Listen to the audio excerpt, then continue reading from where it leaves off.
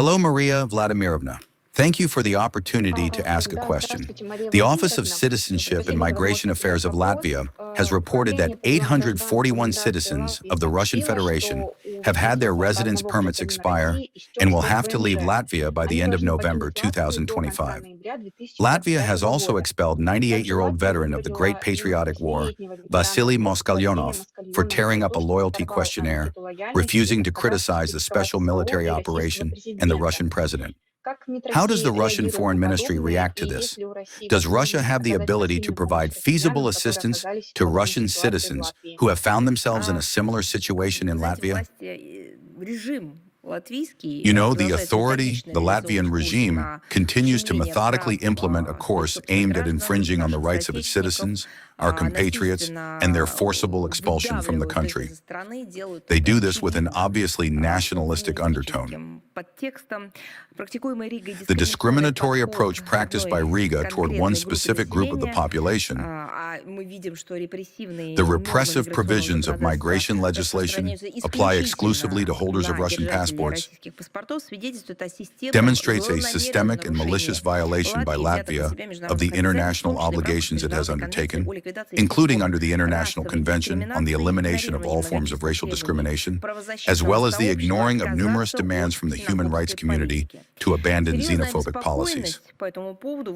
Serious concern on this matter has been expressed in the recently published concluding observations of the United Nations Human Rights Committee on Latvia's latest report on the implementation of its obligations under the International Covenant on Civil and Political Rights. Look,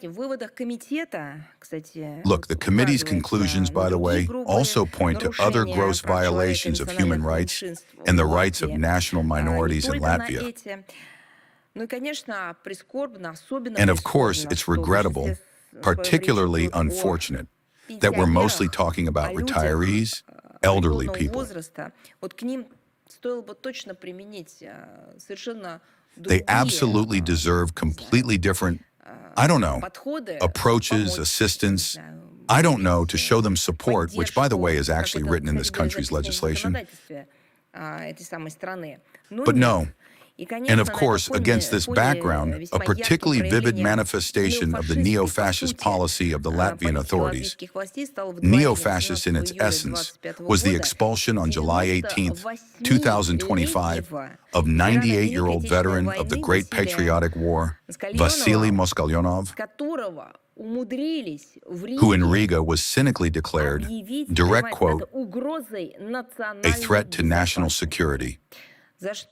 For what? For refusing to sign a questionnaire slanderous toward Russia.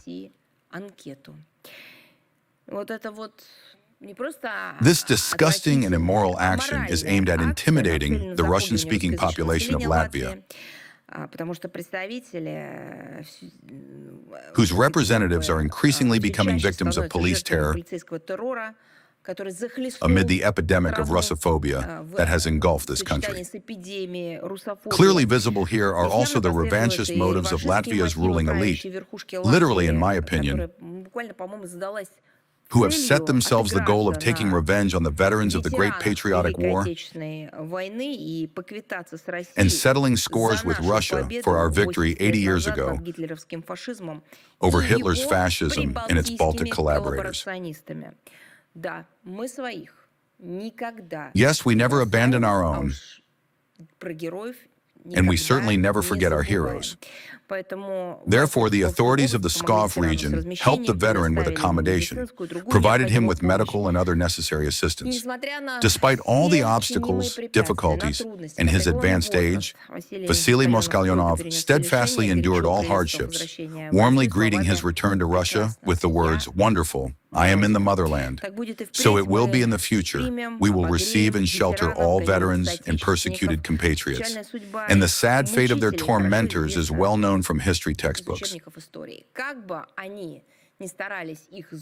No matter how hard they try to burn, discard, or ban them, we know perfectly well that history cannot be rewritten.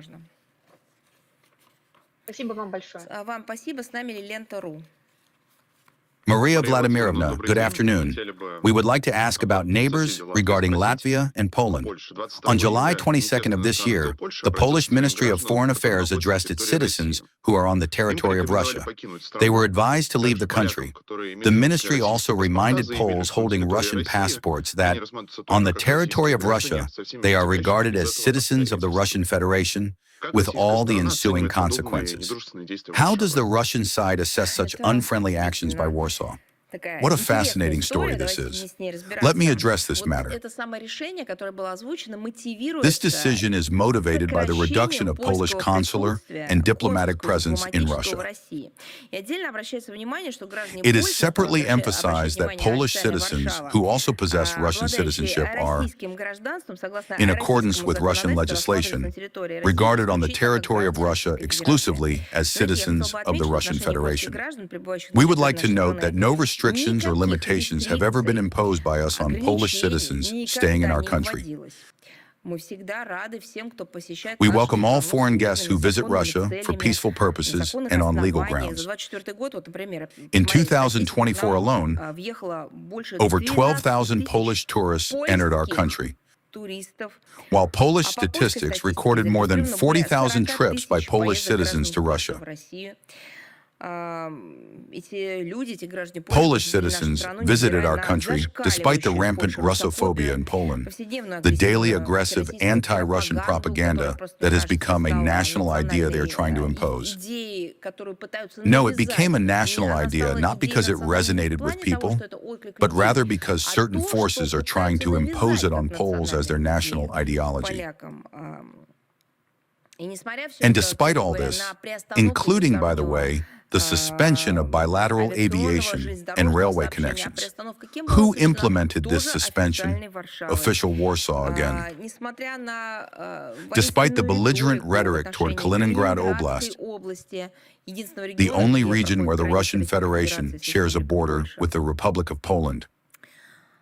Despite all this, Polish citizens still travel to our country. Apparently, the Polish authorities are displeased by what these Polish citizens witnessed here, which completely contradicted the images portrayed to them on Polish television. In an attempt to stem the flow of objective information about Russia, information that was already reaching them through people who visited, shared their experiences, and returned with overwhelmingly positive impressions, having personally witnessed the hospitality, friendliness, and absence of aggressive phobias. The Polish authorities have now introduced a new mythologized narrative. One wonders who was behind its development. Now, regarding their justifications for all this, the claim about supposedly reduced Polish consular presence there. One might ask, on whose initiative was this done? Let me remind you, it was the Polish side's initiative. Under yet another fabricated, mythologized pretext, serving their momentary political agenda, they closed Russian consulates general in Poznan and Krakow. Accordingly, our side responded in kind, revoking its consent for the operation of Poland's consulates general in St. Petersburg and Kaliningrad. Without much thought for the consequences, the Polish side has essentially set a rake before itself and keeps stepping on it. Perhaps they are waiting for a miracle, but since none is forthcoming, they have decided to take it out on their own citizens.